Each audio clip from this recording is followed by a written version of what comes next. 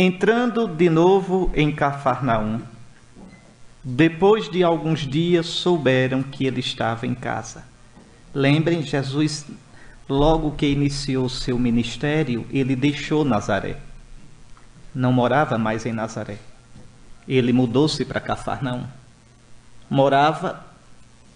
Era o quartel-general dele, a casa de Pedro e de André. Vocês podem pensar, mas Pedro era casado, André era casado e moravam juntos? Mas tem que entender um pouco como era a disposição da vida de família na Terra Santa. As casas eram quintal, terreiro com terreiro, tinha um pátio comum. Em geral, naquele pátio, vocês tinham a lenha para o fogo, a cozinha era comum, vocês tinham o tear, para as mulheres fazer a roupa de casa, vocês tinham uma mó, o moinho, então era comum. Na verdade, família não era o conceito que a gente tem, um esposo, uma esposa, os filhos, não. Era, em geral, mais amplo. Daí os irmãos de Jesus, essa parentela. Então, Jesus mora em Cafarnaum, provavelmente se alojava, ficou morando na casa de Pedro e de André. Era o quartel-general, ele não parava em Cafarnaum. Jesus era um pregador, era um rabi itinerante, mas o quartel-general era Cafarnaum. E por que Cafarnaum? Nazaré fica nas montanhas, isolada. Cafarnaum, apesar de não ser, naquela época, hoje só tem as ruínas, naquela época, apesar de não ser uma cidade grande, mas era à beira-mar. Então ali passava a Via Maris, que ligava o Egito a Damasco e ao norte. Ali passavam mercadores, soldados, cambistas. Então, ali era mais fácil anunciar. Jesus então se estabelece em Cafarnaum. Vejam, souberam que ele estava em casa. E tantos foram os que se aglomeraram, que já não havia lugar nem à porta. E anunciava-lhes a palavra. Vieram trazer-lhe um paralítico transportado por 4 homens. E como não pudessem aproximar-se por causa da multidão, abriram o teto à altura do lugar onde ele se encontrava. E tendo feito um buraco, baixaram o leito em que jazia o paralítico. Os tetos das casas da Terra Santa eram os varais com lama e palha, barro seco e palha. Como não chove muito na Terra Santa, não tem perigo de derreter aquele teto lá. Então era fácil abrir, era fácil. Hoje, o Frei Bagatti, um franciscano, ele escavando em Cafarnaum, descobriu a casa de Pedro. E descobriu precisamente esta sala. Esta sala. Eles construíram uma capela, quem já foi à Terra Santa sabe disso, bem interessante, ela é suspensa. Aqui está, imagine, os alicerces da casa de Pedro, né? E construíram uma capela alta, ela é sobre colunas, e a gente dentro da capela, o chão é aberto, tem um vidro, e você vê a sala onde Jesus estava. Ou seja, você vê um pouco como aqueles 4 viram, lá de cima e embaixo, onde Jesus estava. Ali, de certeza, Jesus esteve ali, naquele lugar, nesta sala. Pois bem, e como não pudessem aproximar-se por causa da multidão, abriram o teto à altura do lugar onde ele se encontrava. E tendo feito um buraco, baixaram o leito em que jazia o paralítico. Jesus, vendo sua fé, disse ao paralítico: Filho, os teus pecados estão perdoados. Ora, alguns dos escribas que lá estavam sentados refletiam em seus corações: por que está falando assim? Ele blasfema. Quem pode perdoar pecados a não ser Deus? Jesus imediatamente percebeu em seu espírito o que pensavam em seu íntimo. E disse: por que Pensais assim em vossos corações. O que é mais fácil dizer ao paralítico, os teus pecados estão perdoados, ou dizer, levanta-te, toma o teu leito e anda? Pois bem, para que saibais que o Filho do Homem tem poder de perdoar pecados na terra, eu te ordeno, disse ao paralítico, levanta-te, toma o teu leito e vai para a tua casa. O paralítico levantou-se e imediatamente, carregando o leito, saiu diante de todos, de sorte que ficaram admirados e glorificaram a Deus, dizendo, nunca vimos coisa igual. E tornou a sair para a beira-mar, e toda a multidão ia até ele, e ele os ensinava. Ao passar, viu Levi, o filho de Alfeu, sentado na coletoria, e disse-lhe, segue-me. Ele se levantou e o seguiu. Aconteceu que, estando à mesa em casa de Levi, muitos publicanos e pecadores também estavam com Jesus e os seus discípulos, pois eram muitos que o seguiam. Os escribas e os fariseus, vendo-o comer com os pecadores e os publicanos, diziam aos discípulos dele que ele come com os publicanos e pecadores. Ouvindo isso, Jesus lhes disse, não são os que têm saúde que precisam de médico, mas os doentes. Eu não vim chamar justos, mas pecadores. Vejam, meus irmãos, como a gente pode observar aqui de modo muito fácil, temos dois blocos distintos de narração. O paralítico e a vocação de Levi, de Mateus. Mas eu quis unir os dois. Ler um à luz do outro para a gente colher o que o Evangelho nos quer dizer. Uma primeira coisa que chama a atenção é como se insiste em que as multidões procuravam Jesus. Eram muitos os que o seguiam. Pois bem, o que é que Jesus ensinava a essa multidão? O que é que essa multidão buscava? O que é que Jesus ensinava? Marcos dá uma resposta curiosa. Ele diz, anunciava-lhes a palavra. Quando eu digo um padre anunciou a palavra, o bispo é ministro da palavra, isso é claro para mim. Que palavra? A palavra é Jesus. E Jesus nos traz o reino. Mas quando o Evangelho diz, Jesus anunciava-lhes a palavra, que palavra é essa que Jesus anuncia? E nós podemos encontrar no próprio São Marcos a resposta dada no início do seu Evangelho, ao resumir toda a pregação de Jesus. Olhe, meus irmãos, esses 2 versículos do capítulo 1 de São Marcos são preciosos. Vocês prestem atenção a eles. Vejam, como é que São Marcos diz? Depois que João foi preso, veio Jesus para a Galileia, proclamando o Evangelho de Deus. Preste atenção a isso. Nesses 2 versículos, São Marcos resume toda a missão de Jesus. Toda a pregação de Jesus. Jesus foi para a Galileia fazer o quê? Anunciar a boa nova de Deus. A boa notícia de Deus. O profeta Isaías tinha profetizado: como são belos sobre os montes os pés do mensageiro, que evangeliza. Na 70, na Bíblia grega, diz assim, que evangeliza, quer dizer, que traz a boa nova a Sião. Qual é a boa nova que esses pés vão trazer? Qual é a boa nova desse mensageiro? E diz a Sião, o teu Deus reina. Tu não estás à toa, Sião. O teu destino não é um destino incerto. Tu não estás perdida, Sião. Ainda que os babilônios te oprimam, ainda que a Síria te deporte, ainda que os gregos te humilhem, ainda que teu poder político se acabe, teu Deus reina.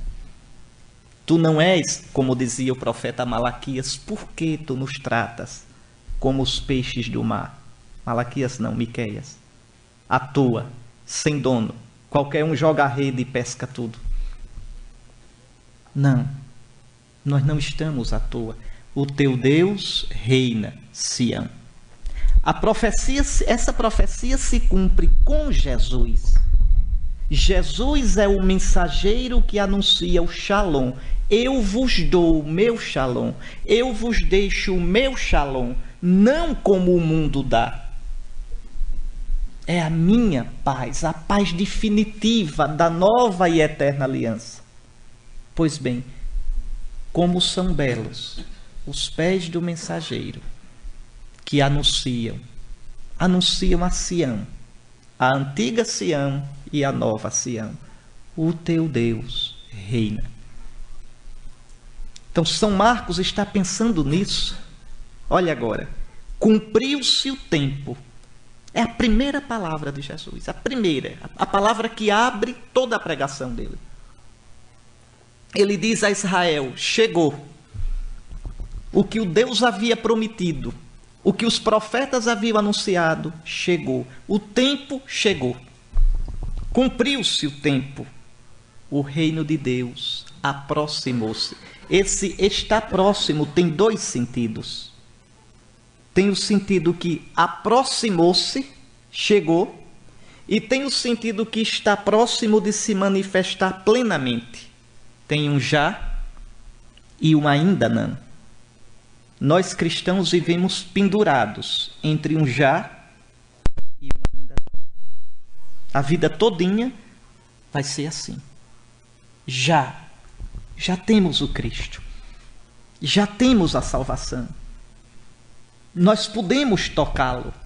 Nós o escutamos. No entanto, ainda não em plenitude. No entanto, ele ainda nos foge entre os dedos. No entanto, ainda sofremos tantas vezes, sentindo a ausência dele.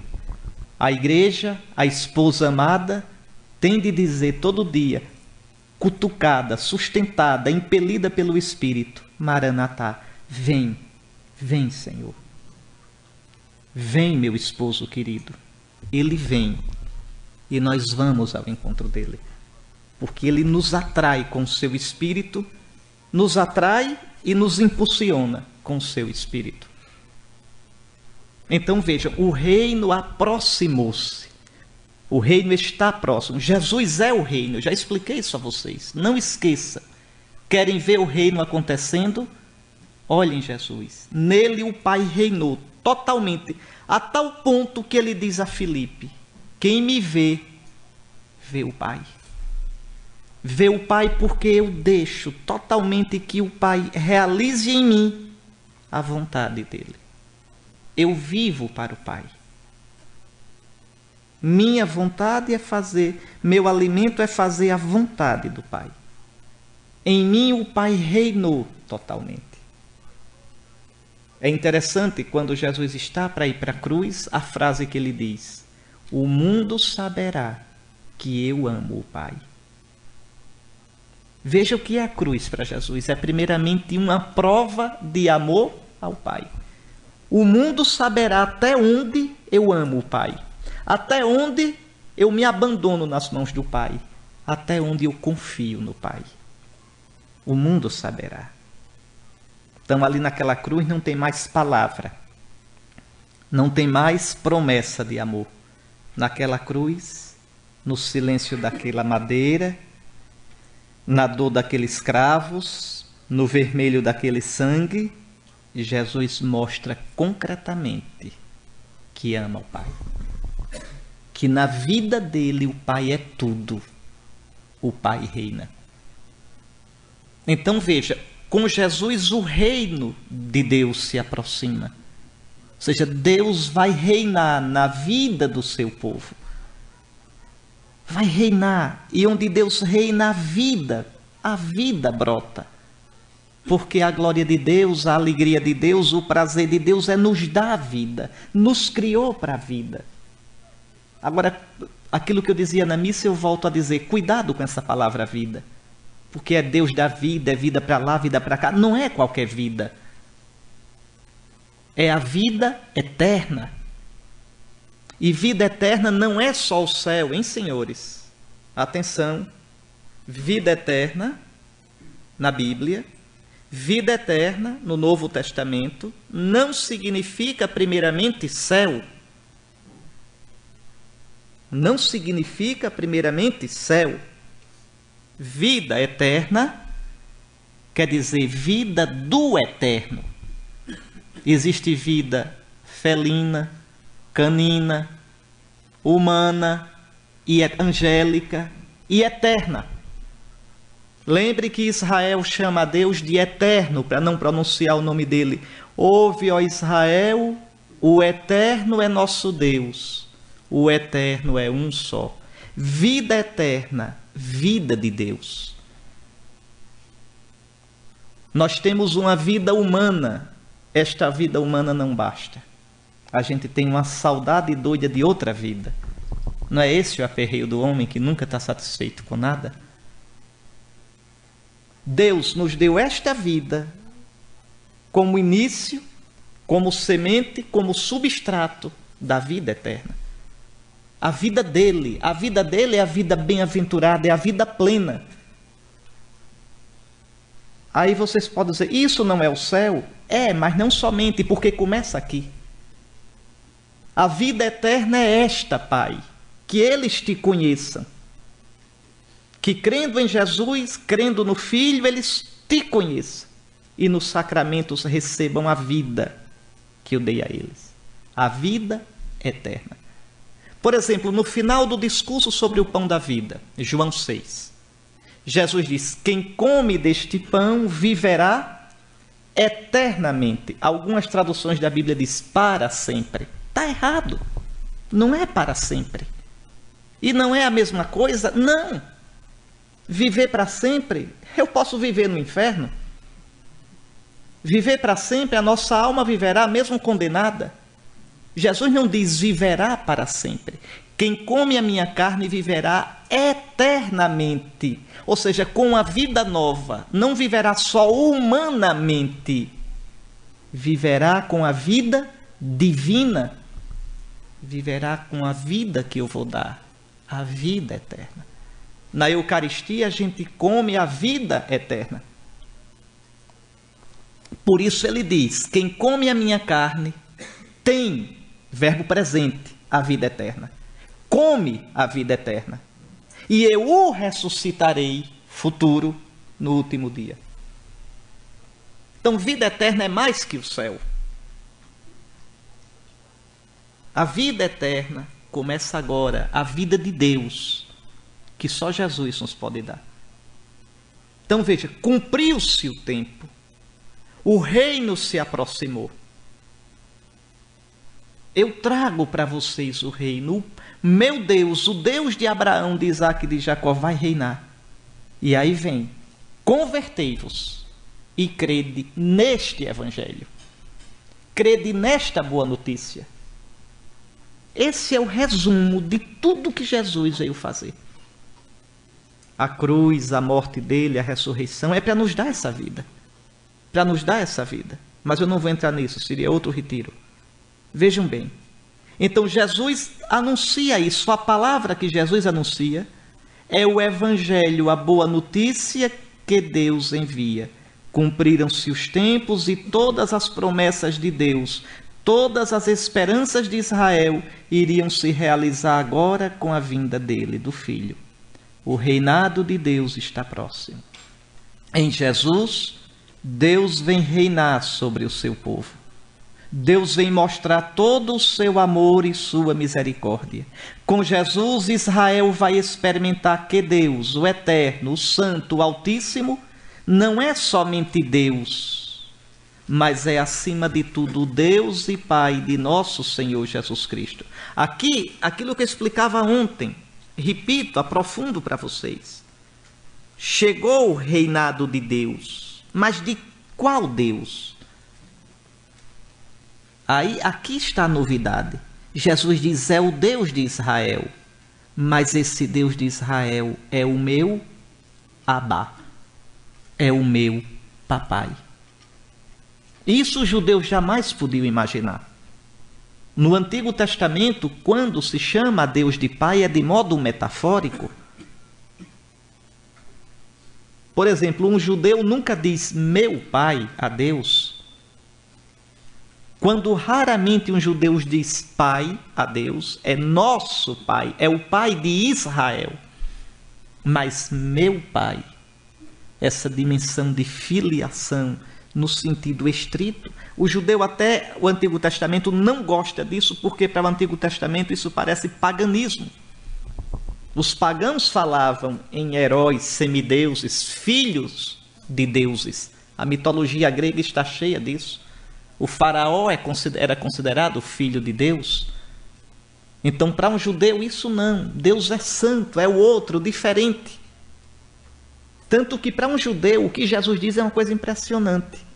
Esse Deus é o meu, e não diz só pai, diz Abá, é o meu papai. E aqui, atenção, Jesus não diz nosso pai, é o meu, é só dele. Está aí uma coisa que Jesus não reparte com ninguém. É o meu pai. Vocês nunca vão encontrar na Escritura Jesus dizendo nosso pai. Vocês podem dizer, e o Pai Nosso? Não. No Pai Nosso, Jesus diz, quando orardes, vós, quando orardes, dizei, Pai Nosso. Quer dizer, eu estou fora. Veja como ele diz em João, subo ao meu Pai e vosso Pai. É diferente. Porque é o meu Pai e eu vos dou o meu espírito de filho, também agora é vosso Pai. Porque é o meu Deus de um modo totalmente diferente, e eu vos dou o meu espírito, é também o vosso Deus de um modo diferente. Então o anúncio do reino está indissoluvelmente unido ao anúncio da paternidade de Deus. É o meu Pai, eu vim dele, eu o conheço. Eu o conheço. Veja, esse é o, e se vós me seguirdes, se crerdes em mim, recebereis o meu espírito de filho, e podereis no meu espírito dizer Abá, Pai, Papai. Isso é o reino. Estão vendo que o reino está ligado à imagem do Pai? E está vendo por que é que o reino está ligado à cruz? Porque Jesus tem que morrer para receber do Pai o Espírito de ressurreição, o Espírito Santo, e esse Espírito ele nos dá nos sacramentos da igreja. Por que é que a liturgia é central na vida cristã? Porque nos dá o Espírito pelo qual Cristo, a obra de salvação de Cristo entra na nossa vida. É tudo ligado, não tem... Veja, o desafio de vocês que fazem teologia, não sei se vão conseguir, é quando terminar o curso de teologia, ter a cabeça arrumada, os tratados todinhos articulados de um modo que vocês compreendam o mistério cristão. O que a liturgia tem a ver com a dogmática, com a eclesiologia, com a cristologia, com a trindade, com a moral, com a escatologia. O cristianismo é muito simples, simples demais. A ideia básica, o problema é que às vezes a gente não entende nem a ideia básica. Aí fica com um bocado de informação, mas sem saber onde encaixa. Então, o centro, o núcleo do Evangelho é o anúncio do reinado de Deus. E o Deus é aquele que São Paulo, na carta aos Efésios, chama o Deus e Pai de nosso Senhor Jesus Cristo. Então, o reino chegou. E esse Deus, veja, eu tenho uma boa notícia. É o meu Pai. É o Abá, é o Papai. Que com o coração de pai agora abre os braços e abre o coração para o seu povo. O que era que Jesus queria? Quando Jesus começa a pregação dele, o que é que ele esperava? Que Israel aceitasse, acreditasse nele e, crendo nele, se colocasse a serviço de anunciar esse reinado do Pai a toda a humanidade. Mas Israel não aceita. É fechado demais. Israel esperava um Messias que viesse cuidar dele, de Israel. Israel tinha uma visão um palmo adiante do nariz só. Um Messias que viesse expulsar os romanos, um Messias que viesse restaurar a antiga glória do reinado de Davi e Salomão, um Messias que viesse fazer do povo um povo cumpridor da Torá, da lei de Moisés. Pronto. Israel a serviço de Israel. E aqui uma coisa perversa, atenção, Deus a serviço de Israel. A serviço da glória de Israel. Não é Israel a serviço de Deus. Não é Israel a serviço da glória de Deus. Israel esqueceu a vocação dele. Para que foi que Deus chamou nosso pai Abraão? Para fazer dele um povo? Verdade. Para dar a esse povo uma terra? Verdade. E para que isso? Para que através de ti todos os povos da terra sejam abençoados. Israel esqueceu que a vocação dele é a serviço da salvação da humanidade, dos pagãos. Depois Israel vai chamar os pagãos de cães. Esses cães pagãos. Vejam, quando Israel foi chamado a serviço da nossa salvação, é o que São Paulo vai dizer nos capítulos. E agora? Cabeça 8, 9 e 10, se não me engano. Não, 9, 10 e 11. 9, 10 e 11 da carta aos Romanos. São Paulo apresenta a situação de Israel. E mostra que o ser de Israel é em função da nossa salvação. E aqui o perigo dos senhores, e o meu, de esquecer que a minha vocação não é para mim. O Senhor não me chama para mim. O Senhor me chama para a humanidade, para os irmãos, para a igreja. Aí os senhores chegam na paróquia, quando forem padres, e batem assim na mesa. E diz, aqui quem manda sou eu. A paróquia é minha. Errou. A paróquia é de Cristo. E o rebanho é de Cristo. E você é servo. Recebeu o Espírito de Cristo para dirigir, para pastorear, dando a vida, não estropiando as ovelhas. Ah, mas eu recebi o Espírito Santo na ordenação e eu tenho autoridade para decidir. Muito bem. E esses outros receberam o Espírito Santo no batismo e na crisma? São João diz, recebestes a unção do santo e, portanto, se você crê, padre, se você não quer pecar contra o Espírito Santo, padre, escute os outros. Você não é obrigado a seguir a maioria, que a igreja não é democracia. Você não é obrigado a concordar com a maioria, mas você é obrigado a escutar o conselho paroquial, escutar os membros mais sábios da comunidade. Tem aquela senhora que eu vejo que é piedosa, tem aquele senhor que é tão dedicado, aquele outro. Escutar, como quem não quer nada, perguntar, o que você acha disso na paróquia? Escutar e rezar. E depois, diante de Deus, decidir, mas tendo ouvido. Faze tudo com conselho e não te arrependerás, diz a Escritura.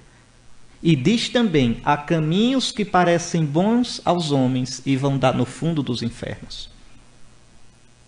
Vejam, então nós não somos chamados, como Israel não foi chamado para si. Quando o Santo Padre João Paulo II ordenou aquele lá no Maracanã, em 1981, na homilia ele disse, este dom é dado a vós, mas não é para vós. É para a igreja. É para o mundo. Eu não sou padre para mim. Eu não sou bispo para mim. Eu sou padre, eu sou bispo para a humanidade, para a salvação do mundo. É muito triste quando um padre chega na paróquia pensando que é o dono da paróquia. Hoje é uma coisa triste isso na igreja. É uma vergonha. Porque com a crise que nós estamos vivendo, com tantas linhas desalinhadas, cada um se sente o Papa de Roma, então muda-se um padre na paróquia, o povo treme. Porque diz, meu Deus, e agora quem vem? Será que a gente vai ter que mudar a religião? Cada padre parece com uma religião diferente. Mas isso acaba com a igreja. Isso acaba com a fé do povo. Acaba. Não é para a gente ser igualzinho. Nós somos pessoas. Mas tem que ter uma banda larga, mas tem que andar dentro dessa banda. Tem que andar dentro dessa banda. Não é para todo mundo ser igualzinho. É normal que na igreja existam sensibilidades diferentes. Sempre foi assim. Nem se iluda. Quem acha que a igreja sempre foi monolítica não sabe teologia nem história da igreja. Tire logo o cavalo da chuva. Existem uns mitos interessantes hoje em dia. Sempre houve disputa de escola teológica. Sempre houve sensibilidades diferentes. Sempre. Basta abrir os Atos dos Apóstolos. A sensibilidade mais pró-Tiago, a sensibilidade mais pró-Paulo. Pedro fica no meio tentando ajeitar, ainda leva um coice de São Paulo, por causa da questão de Antioquia, que ali São Pedro não estava fingindo, não. São Pedro, coitado, exatamente pela função que tem de ser sinal de unidade, tenta, mas Paulo e Tiago não eram fáceis. Eu não daria certo para trabalhar com São Paulo nunca, porque São Paulo São Paulo não é brincadeira. Então, vejam, sempre na igreja, por exemplo, depois do período apostólico, no período apostólico a questão é até que ponto a lei de Moisés fica, até que ponto não fica. Depois do período apostólico, qual era a guerra? Até que ponto a gente se abre para a cultura grega, até que ponto não se abre. Vejam, e vai assim. Depois que o cristianismo é aceito pelo império, até que ponto a gente se abre para o império, participa, até que ponto não participa. E assim vai. Enquanto a igreja caminhar na história, a igreja é um povo peregrino. Peregrino. Não tem jeito. A história caminha. O pensamento evolui. E a gente tem que ter a certeza, porque Cristo prometeu. Escutem, não tenham medo não, nós não estamos sozinhos. O Espírito de Cristo, Cristo preside a sua igreja. O Espírito de Cristo nos guia. Quem tem ouvidos, ouça o que o Espírito diz à igreja. No Apocalipse diz as igrejas, são 7, porque 7 quer dizer plenitude, a igreja toda. Então, colocar-se à escuta. Então, a gente, veja, deve ter uma banda larga, eu repito, numa diocese, que as sensibilidades diferentes, as pessoas não se sintam oprimidas, despersonalizadas. Um bispo não pode despersonalizar as pessoas. Ele não é Deus, ele é só o bispo. É o que preside no lugar de Deus, mas não é Deus.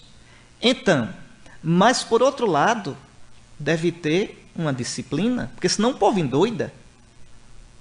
Chega um e diz, é assim, padre.